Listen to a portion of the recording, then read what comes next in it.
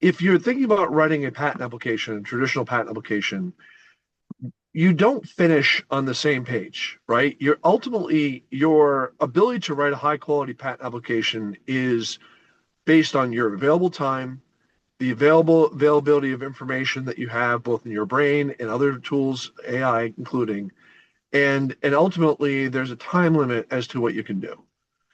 When you talk about crafting an AI agent, you start actually um, basically supercharging that process. So the idea is that you can say, let's say you have a particular claim.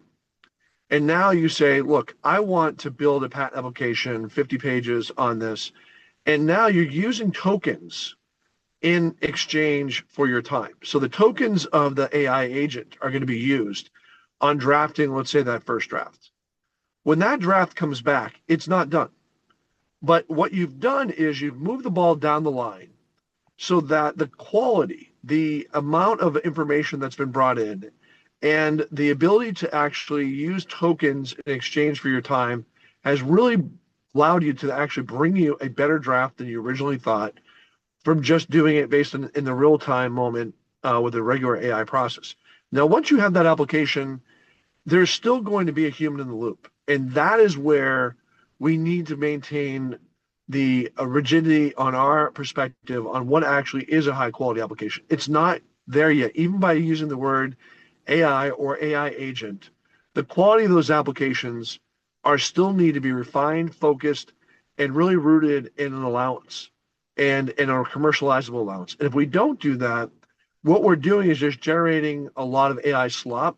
And that's my big fear that as we go into the use of AI agents, that we're going to be generating a lot of slop and not enough focus on the actual what's relevant, commercializably relevant to the client's best interest. Okay. Mm-hmm. Yeah, there's a lot here with respect to using these tools. And the one thing that I just to pick up on what George was saying is I do think there's a different way to interact with this particular tool than with other tools that have made their way into the legal system over my career, for example, and maybe we think about Westlaw and Lexis.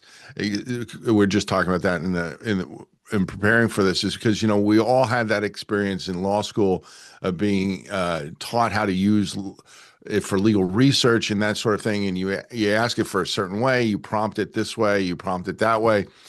And that's not how you use these tools, AI. I mean, the more context you give the AI, it's almost like, if you're a gearhead and you're going to an auto place and you go to the guy at the counter and say, look, this is the car I got. This is the year. These are the problems I have. I've checked this. I've done that. I think what I need is this. Maybe I need that. What say you? What do you have that will work for me, right? So you lay out all the context. You lay out the problem. Here's what I've tried. This is what I think I might need. And then you say, okay, help. What do I try next, right? Because if you don't give the AI the context, it doesn't give you the answers. At least I don't think it gives you the answers that you are really going to like. You give it more information, more context, this is how I'm going to use it. This is what I need it for. This is what it does. Oh, by the way, and what we're talking about here in patents, this is the point I want to build the application around. These are the things I think are the most unique. This is, in my opinion, where we want to focus the claims or something like that. More context is the difference between getting something you're going to like and you're going to keep coming back to use and just being dissatisfied, I think.